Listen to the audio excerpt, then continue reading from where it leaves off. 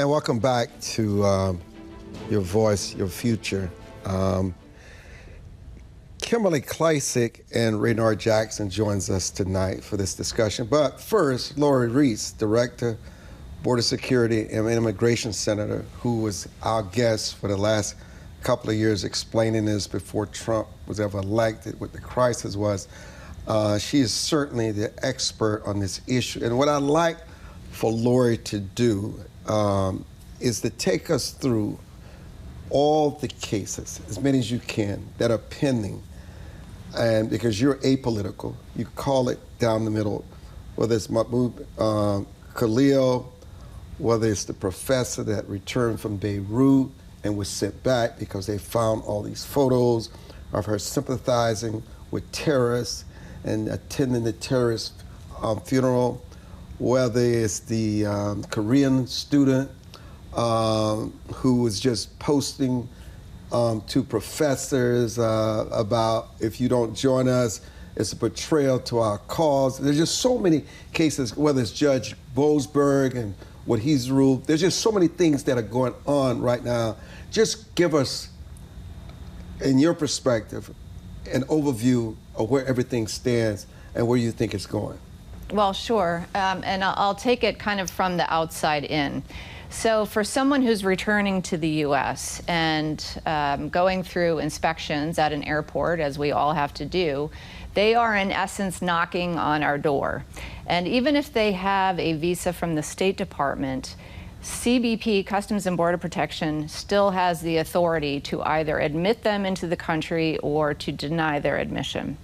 And so in the case of the traveler who was trying to come back from the Middle East, CBP can inspect your property. And if they find that you are inadmissible into the U.S. because you support terrorism, you espouse terrorism, et cetera, then they can deny your admission into the country.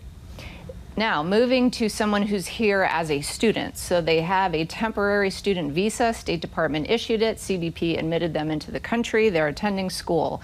But if they are trying to recruit others into activity that supports terrorism or is antithetical to U.S. government and U.S. principles, they can have that temporary visa revoked, and then they become inadmissible and can be removed from the U.S.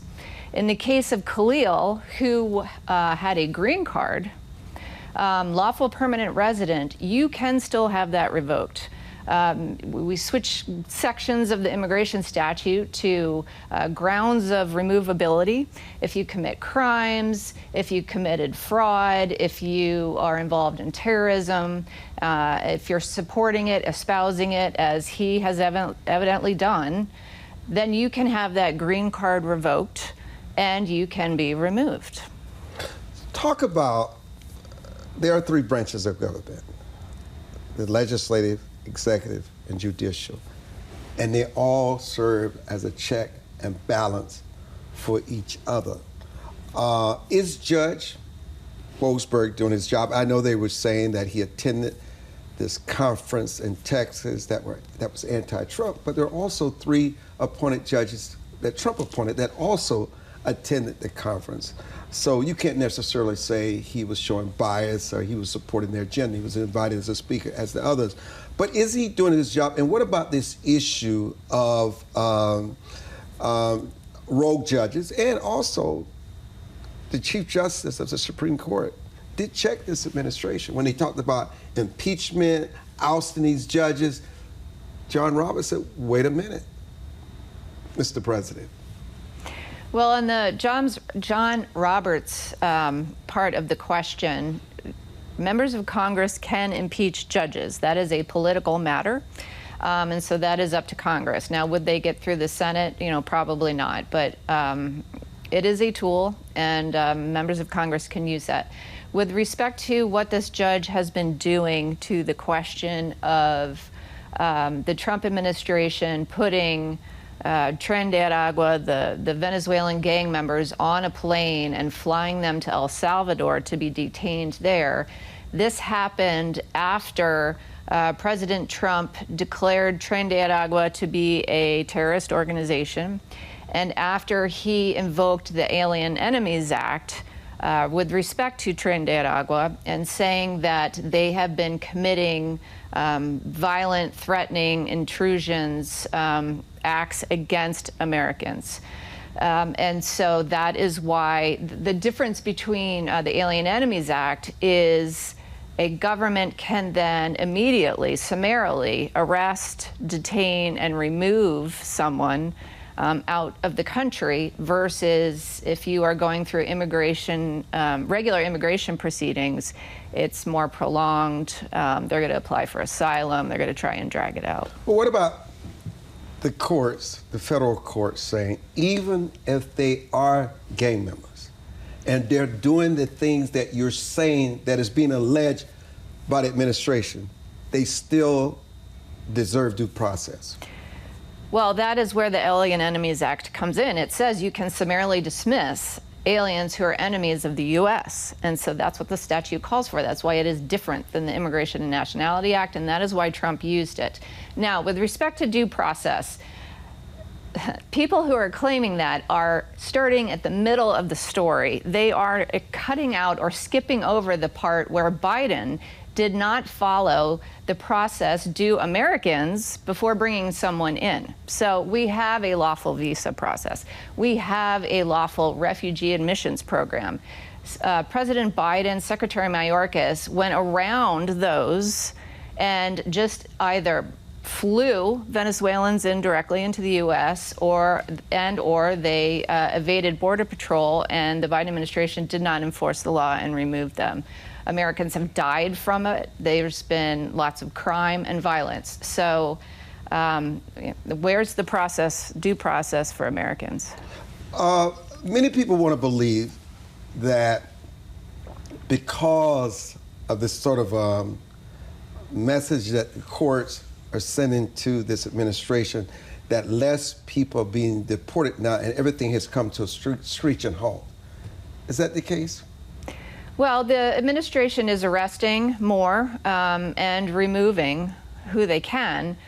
This also is a resource issue. So Congress needs to step in here and quickly and give ICE significantly more resources to continue to detain and deport, as well as the Defense Department is spending resources and sending physical assets and members of the armed services down to the border as well, including the maritime area. So Congress needs to stop arguing process and is it, one reconciliation bill or two reconciliation bills, and catch up to Trump time, if you will, and resource these departments. But what you're also saying, though, while we have these arguments in the courts, whatever, Trump is still deporting.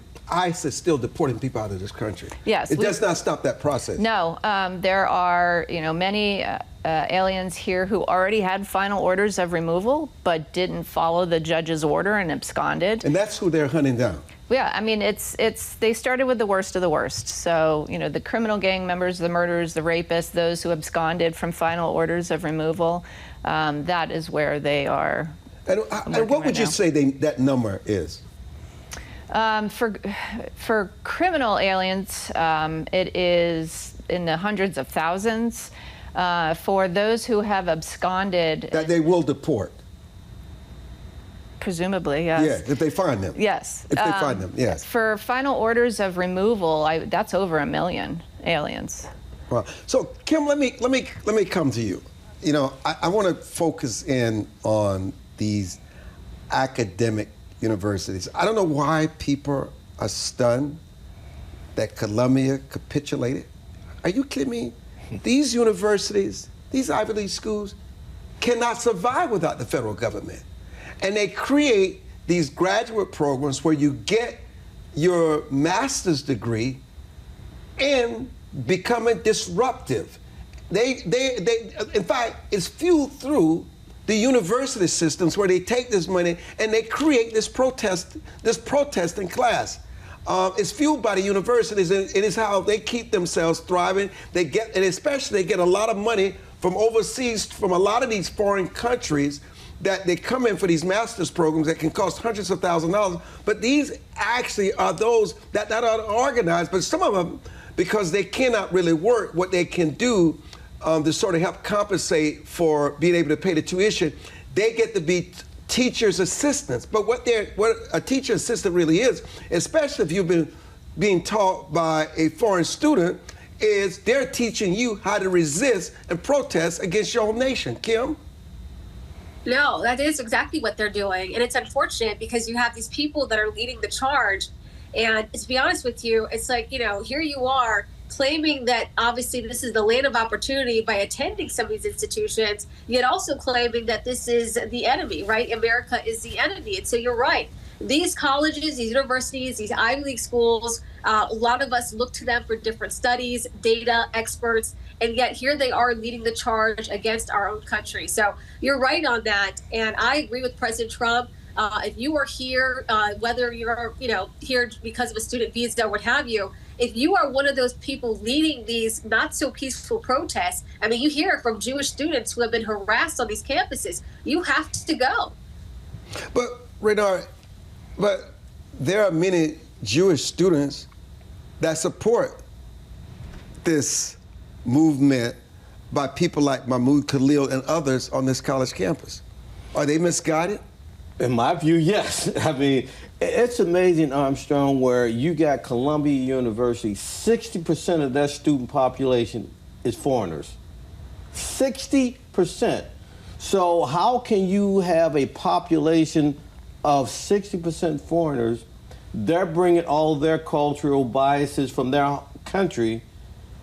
We're educating them, and then they're educating us to teach their fellow classmates to hate America. That's a recipe made for disaster. It doesn't make sense at all. And for a Jewish person to be in sync with the agenda they're pushing, I don't get it. I don't get it. This is Your Voice, Your Future. We'll be back.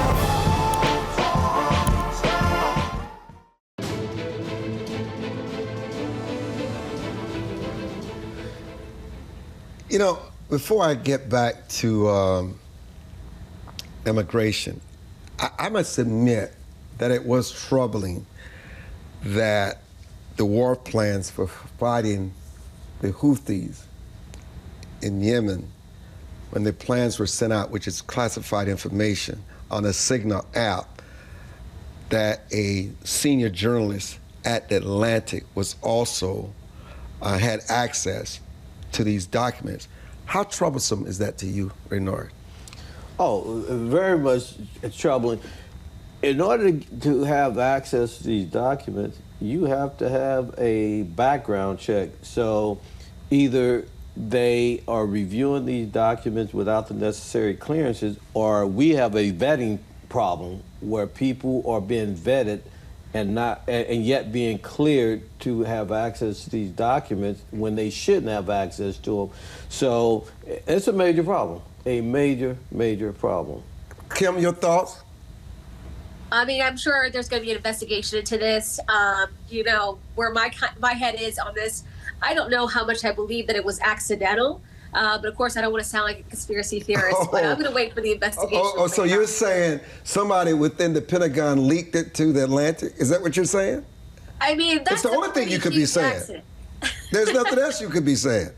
I mean, that's a pretty big accident. I mean, like Raynard pointed out, I mean, I just couldn't imagine somebody, in the Department of Defense with a classified, or even this clearance, and then accidentally doing this on this obscure app where I don't understand why they would be sharing it through this app to begin with. I don't know. For me, it doesn't sound very accidental, but I don't want to be a conspiracy theorist. I just want to say I want the investigation to play out.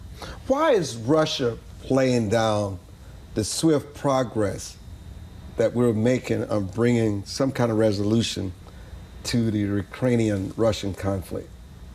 Well, I mean, we're dealing with Putin here, and so he's not to be trusted. He's got a long history of trying to expand back to the old Soviet days, and so this is a very difficult negotiation, and I'm not sure how it's going to finally come out. Do you think Donald Trump could be played here? I don't know. I wouldn't bet against Donald Trump. He is one of the best negotiators. The art of the deal is real. There are levers to But he doesn't have Putin experience. He's been at this a long time. Trump doesn't have Putin's experience? No, not at this level.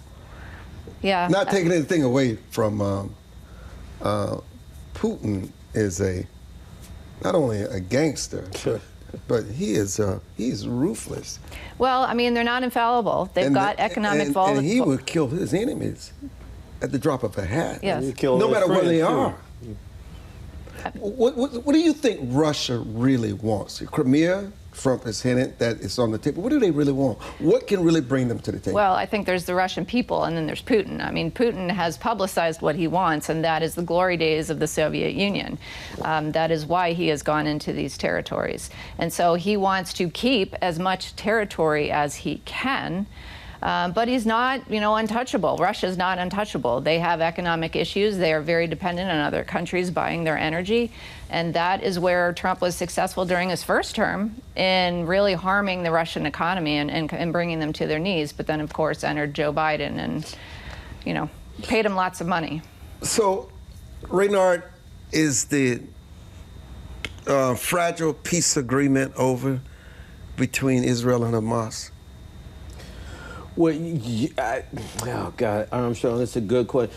If America frees up Israel to do what they know how to do as far as protecting their own sovereignty and their safety of their people, it could be over real fast.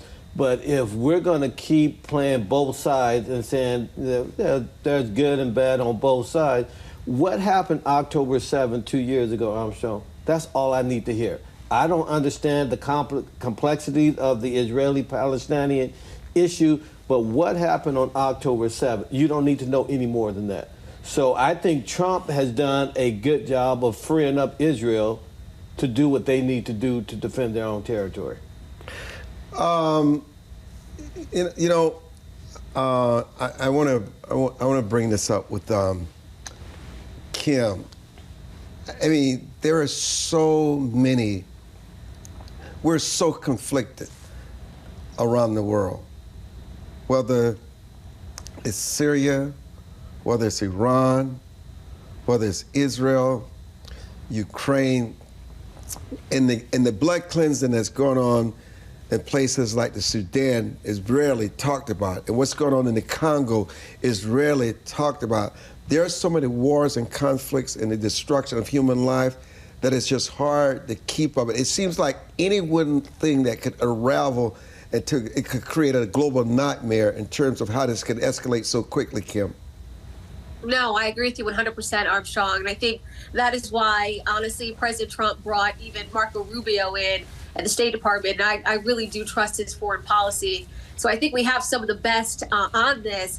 And I agree with Raynard there when he says that, Israel now is in a position where I think they can do what they need to do in regards to Hamas. I'm glad that we were able to get some of the hostages back, even though obviously we wanted a better outcome there. But we're going to have to really allow these countries to do what is necessary. We cannot be the world police. And I think that's why a lot of people voted for President Trump this last time around. We can't be there for every single war, which is being proven now. And I think it was really proven under Joe Biden and his administration. Lori, I want to come back to another aspect of the protest disruption that I don't feel get adequate attention. And it's the role that faculty members and professors in the classroom play in the actions and the behavior of these college kids. I agree. I mean, really, these colleges have become institutions of indoctrination. And it doesn't seem to be much about education anymore. when they are telling students you need to go out and protest, don't listen to the leadership of the university, and clamping down on the protest and the pamphlets and the activities, the actions that students are taking to intimidate, even obstruct other students, then we're not dealing with education anymore. It's all about indoctrination, and it's not speech. This is in action territory, so it is not a constitutional basis of free speech. And when we're talking about students and professors who are foreign and here, say, on visas, then again, they are inadmissible. They can have those visas revoked because they can be espousing terrorism, supporting terrorism, and not here to be studying their academic major or teaching the academics that they're supposed to be teaching. Raynard, what are the economic consequences of an unchecked influx of undocumented immigrants in this country? Oh, it's very easy to quantify that. Under the Biden administration, illegal immigration has cost us $1.2 trillion, with a T, trillion dollars. And it has also caused an increase in the cost of housing, apartments, because you have illegals living 3, 4, 5, 10 to an apartment or a house, and it's sucking up the supply of housing stock available to American citizens. So now you got too many people chasing too few houses and apartments. So that's why housing prices are stem. Now, what's interesting, since Trump has been in office, Armstrong, you see a dip in the cost of housing right now, and that's only under 2 months of Trump's immigration policy. And so there's an economic policy that's, of all the new jobs created under Biden, I think 100% of them went to foreign immigrants or illegals. That's astonishing, Armstrong. So the few jobs that were created, they were not for American citizens. That's stunning, stunning. But how do you, Kim, respond to the fact that many of the people that are being deported, family members are saying they're not illegal, they did not break any law, they have no criminal record. And if you look at the legacy media, they're making Trump out to be someone who's cold-hearted, unsympathetic, and just rounding up people who make America what it is today. And when no migrants are in this country because they're frightened and too afraid to come, and some have deported themselves and leaving on their own, who's going to be here to do those jobs? How do you respond to that?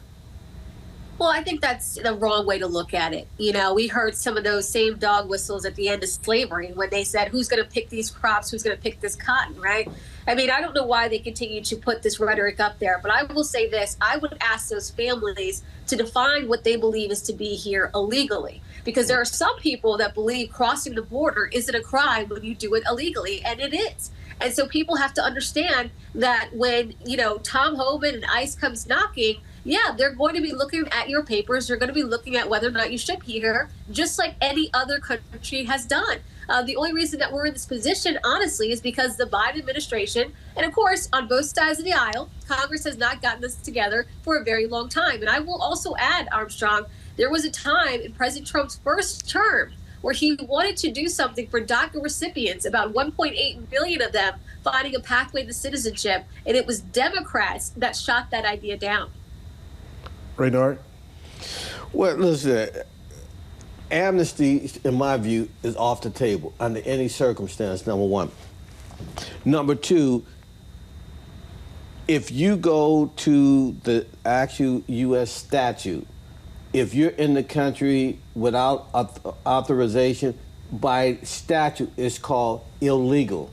And so that's a part of the statute. And so when the liberal media says they're not illegal, they're undocumented, their job in the media is to report the fact. And the actual code says they are illegal. And so I'm tired of hearing the sob story that this illegal could be the next valedictorian of Harvard or something like that. What about the victims and their families of Nungary, the little girl that was killed in Houston, raped by 2 illegals, or the woman in Maryland who was raped running while she was out jogging. And so where Rachel. Right, yeah.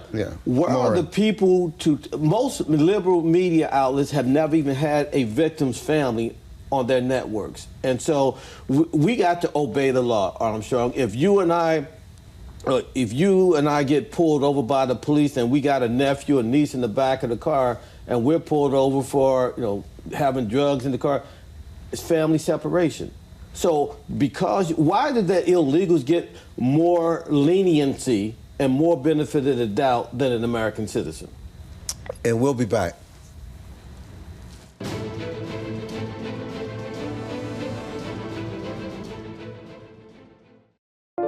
It is easier to build up strong children than to try and repair broken men. The streets are plagued with crime, violence, there's a lot of poverty, and it's all a result of lack of education that's happening in our schools. So it really is a crisis. We come from very different political perspectives, but we've come to the same conclusion, and that is there is a crisis in the classroom. Children are being deprived of quality of life because they're being deprived of a good education. We must solve this problem. It's incumbent upon all of us to join hands together to get this done. We can't afford to wait one more day before we address these issues, because every day we lose another child. Let's stop the politicking. Let's stop the games. Let's really do something to give these kids a real chance at life and being a part of that American dream. We need accountability for funding. Many of the districts where you're seeing very low test scores, students graduating with very low literacy and math comprehension rates, they are receiving a lot of funding. So where is the money going where our kids aren't being adequately educated? If you believe every child is deserving of a quality education, please go to educationjusticefoundation.com.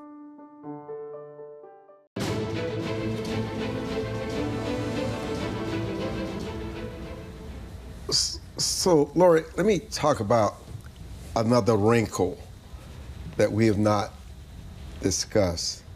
I know we all are aware what has recently happened to Greenpeace and Act Blue. And we see the domestic terrorism with the Tesla dealerships around the country, and have Pam Bondi, the Attorney General, has arrested 3, and they could serve 5 to 20 years in prison. But what is fascinating when you read the Act Blue documents and what it was really about, where they have to go out and find people that become violent. They get paid just to be on camera, saying the most outrageous things, vandalize. The more they vandalize, the more they got paid. And then they would, in turn, get paid by donors, and they would get 4 to 5 cents on every dollar. It was a fundraiser. I mean, you're corrupting students. Not just students. I mean, look at some of the people who are burning these Tesla vehicles. These are grown people, sometimes in their 50s and 60s. But yet, they're using their anger to vandalize, conduct criminal behavior, and all this is all tied together. Yeah, it's a rent-to-riot model. And it's the same organizations, many of them source-funded, to simply pay these protesters that seem to have no other jobs and just go where they're directed and act violently and destroy property. And it doesn't matter whether it's about George Floyd's death in 2020 or Elon Musk's companies this year. It's the same people. And what's so baffling is many of these people love electric vehicles.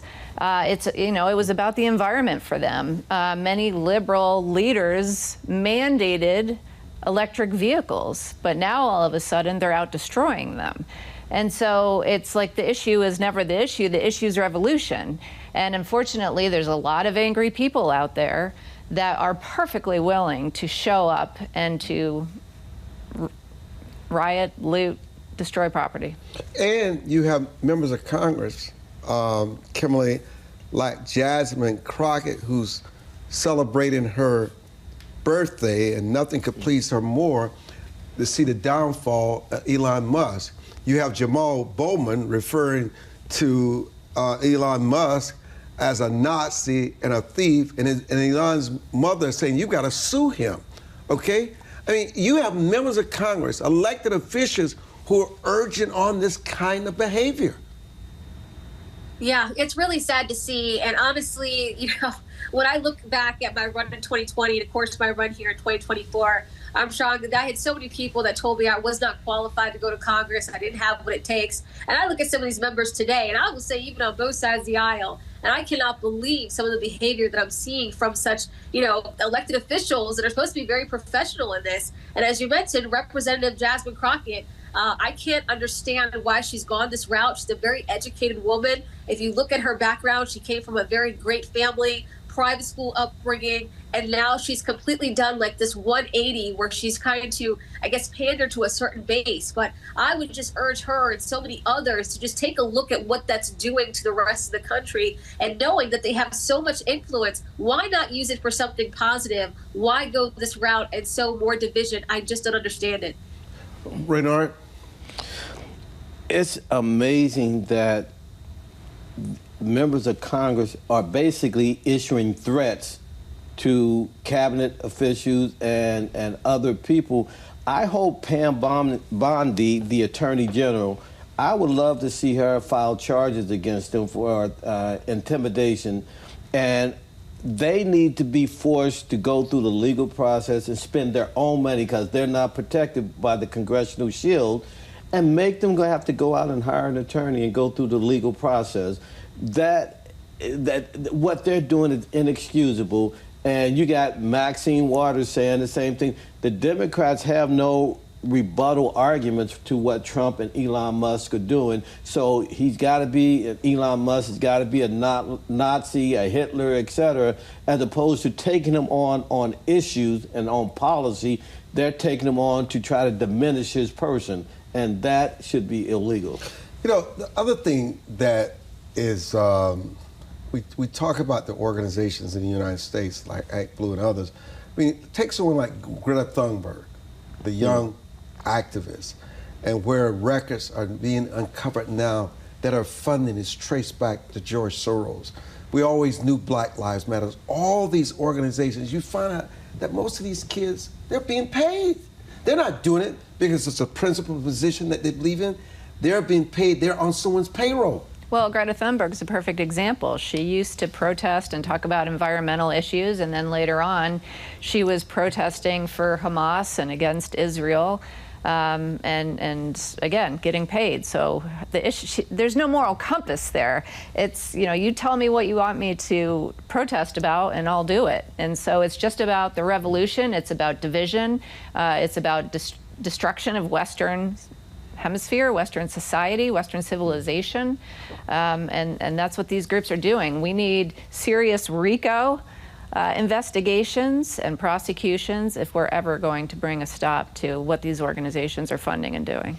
One of the things we don't acknowledge enough, though, I guess, is that there are many professors and students on campuses like Columbia and other places like UCLA and Harvard who work with this administration, who work with ICE and who work with immigration officials to point out who these students are, who participated in these protests. A lot of that information comes from within the institution because they feel it's disruptive to their learning, and that's not why their parents spend all that money to send them to the college in the first place. So there are those within the university system that push back against this. And I mean, this encampment, I mean, they're wearing these masks. They wear these masks because they don't want no one to realize who their identity is, because they're not proud of what they're doing. So they gotta hide behind these masks.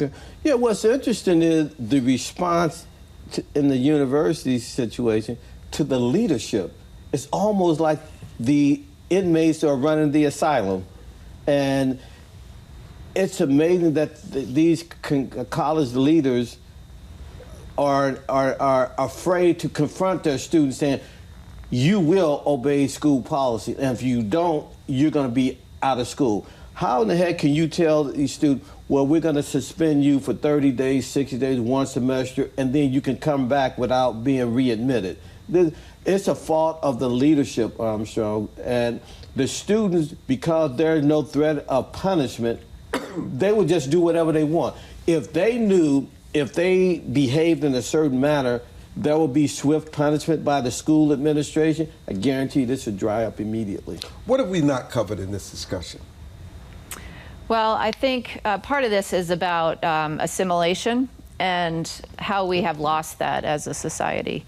There's this definite fragmentation, this protest as we've talked about, and where Americans just voted in November they want the return of America. They want to live in communities that they grew up in and that they remember, where there wasn't fentanyl and where there wasn't overcrowded schools and there wasn't overcrowded emergency rooms, because so many people were descended upon their communities without any notice and with inadequate resources.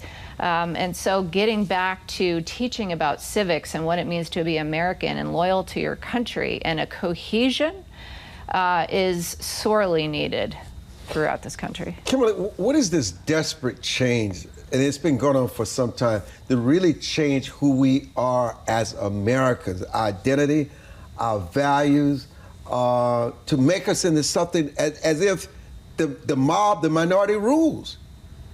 Yeah, I think you've hit the nail on the head there. It's like we're losing our values. We are losing all of those things and our principles. And so if we get back to that, I think you'll see a huge change in this country. And I will say, Armstrong, I think that's why they try to take God out of so many different situations, whether it's saying the Pledge of Allegiance at school or whether it is praying, even if you're at an event, praying before you bow your heads for dinner for that event. They've taken God out of a lot of different things in this country. And that is because there are a lot of people here that are against, everything in which this country was founded upon. But I just like to remind people, this is a land of opportunity. We are who we are because we are a nation of laws. And that is why everybody wants to still come to this country. And so I just hope people understand that, changing America, is not for the betterment. And if you really are dissatisfied with which the direction our country is going, you are free to go to a different country that has a different set of rules. I will just caution those individuals to know that it isn't going to be greener on the other side. Why is there such a pushback now that the president is pushing English first in the United States?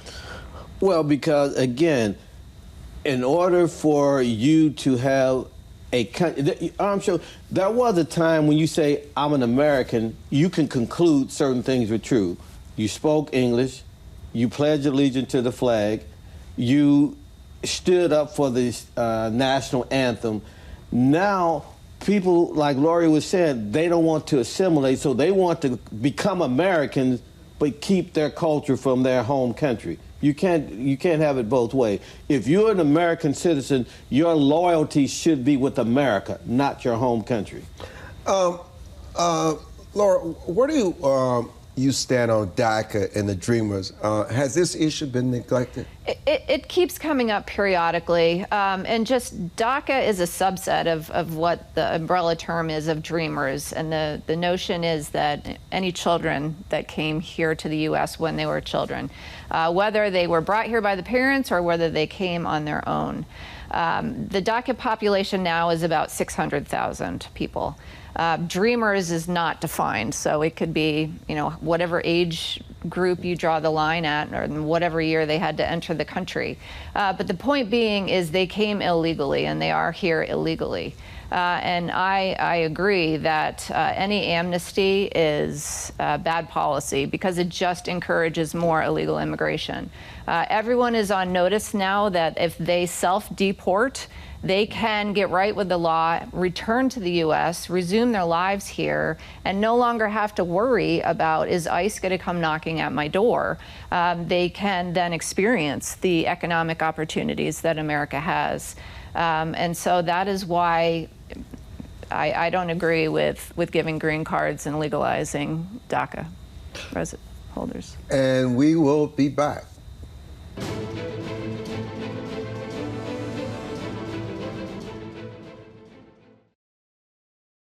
As a home buyer, you need a lender who cares about your home ownership dreams. United Security Financial has been helping families secure their dream homes for 30 years. We're a national fair practice lender that provides affordable mortgages and low down payment programs to eligible home buyers. To learn how United Security Financial can help you secure your dream home, call 1-800-373-4186.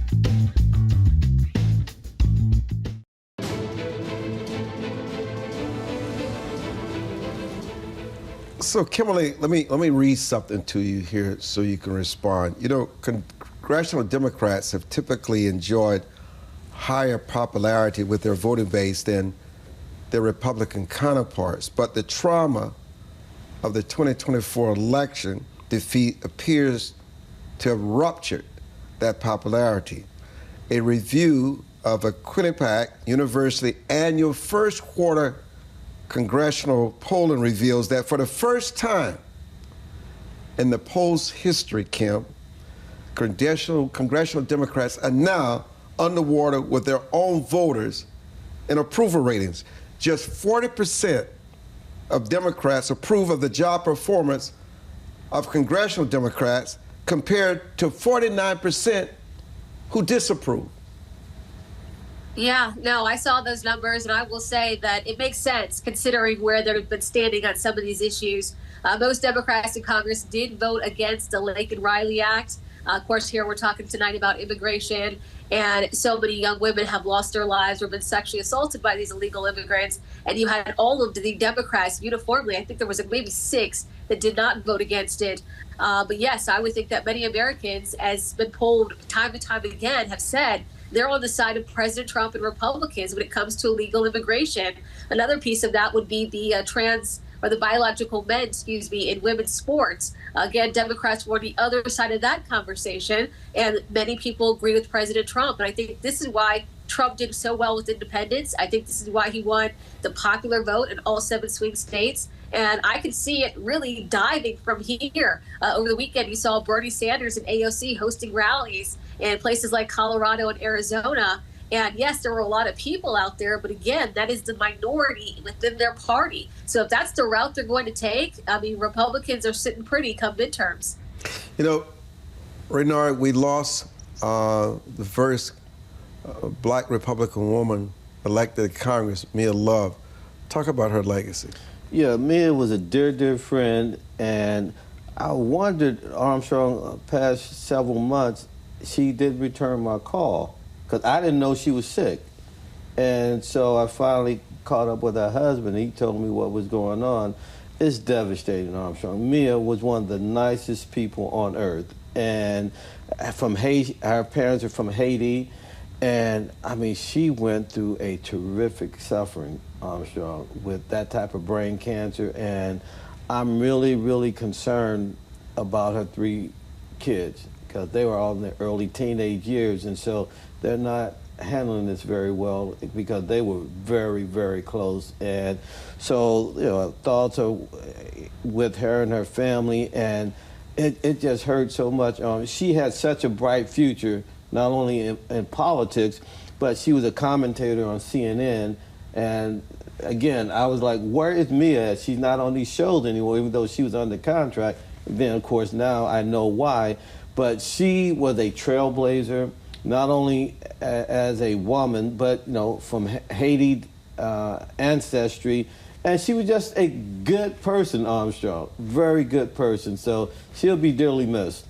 What is a proper pathway to citizenship now, Lora, that also protects our national security?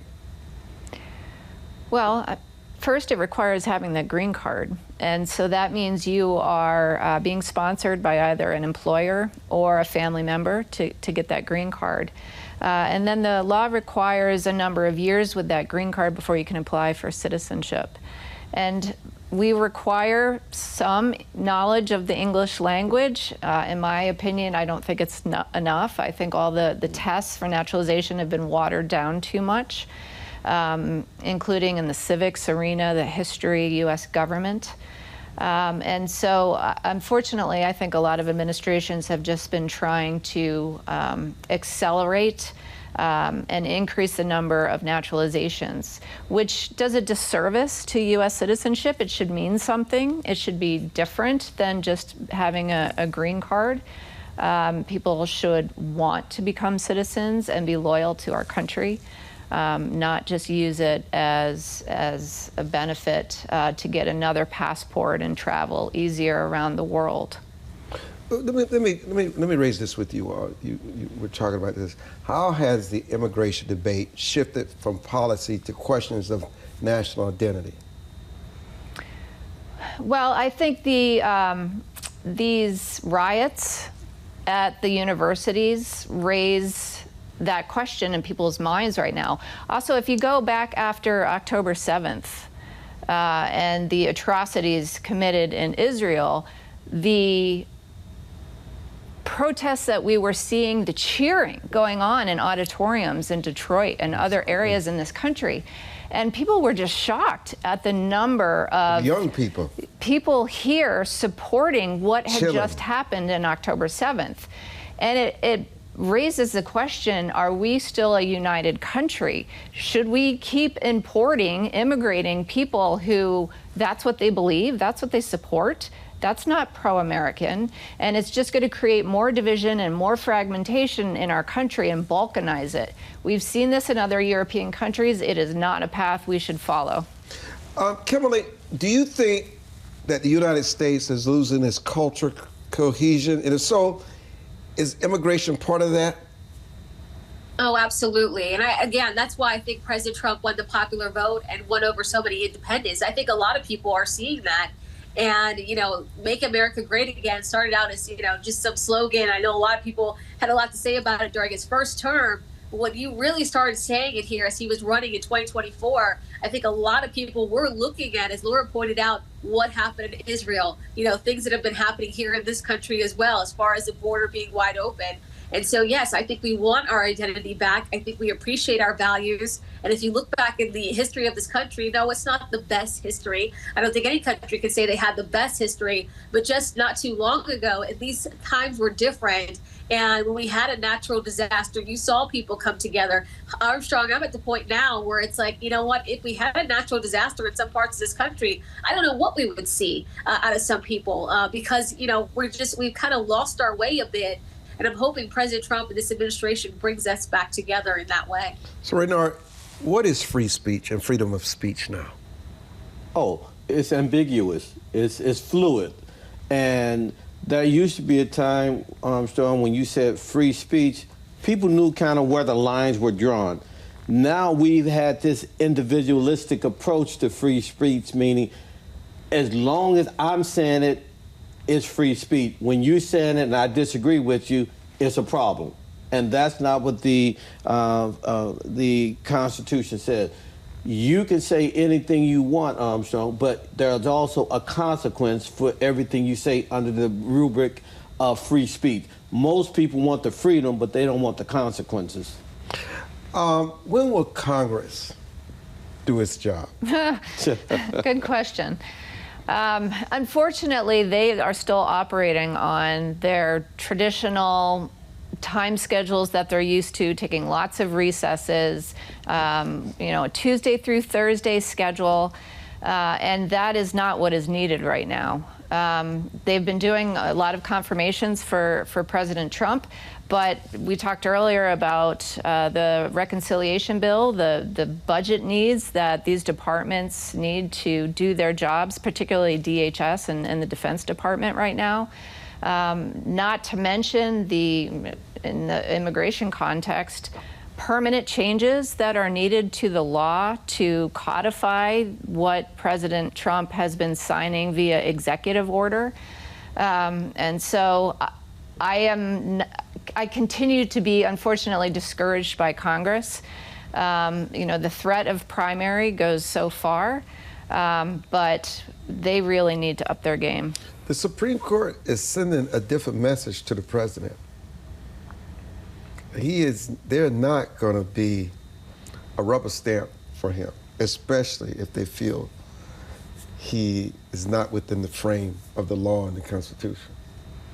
Well, the Chief Justice Roberts, he threw it on the gauntlet. He usually doesn't step in and say things, perhaps when maybe he should, at least to the judges in the inferior courts, but in saying that it was inappropriate to impeach a federal judge for leaving their constitutional lane and veering into Article 2 presidential authority, that's a political call. The members of Congress have that tool to impeach a judge. So for that to be the area that he speaks out on was... It was political. It was a head scratcher. Kimberly, your final thoughts, something we may not have covered here today? Well, I have to kind of echo Lora's sentiments there, and I'm not going to speak for her, but I am myself not exactly satisfied with what Speaker Johnson and some of the Republicans in Congress have been doing thus far. They do have jurisdiction in some of these cases, like the judges in some of these lower courts. I thought the passing of the CR was a great time to get some of these issues through. They did not act on that, and I don't know if that's just not what Speaker Johnson wanted to do, but also, as Lora pointed out, the scheduling, the fact that they were just on vacation, and I don't know, they weren't on vacation technically, but there were a lot of members of Congress that were enjoying, Mexico and other places, and I know this because I'm friends with them. It's like, we've got work to do, and we've only got so much time to do it, considering that we could lose the House or the Senate come to primaries. You just don't know. And so I want to see President Trump to get his agenda through as much as possible, and I think that's what many people voted for. Kim said the continuing resolution, but that was the Biden bill.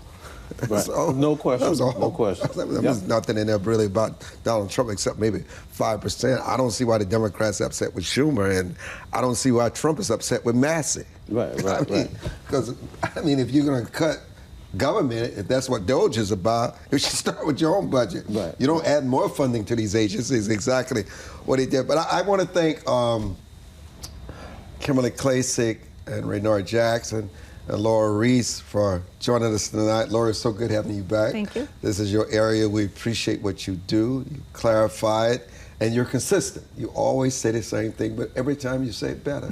And we appreciate you saying it on Your Voice, Your Future. Thank you so much for joining us, and thank you, WGLA, for always doing a fantastic job by making us look better than we deserve. I'm Armstrong Williams. We're out of here.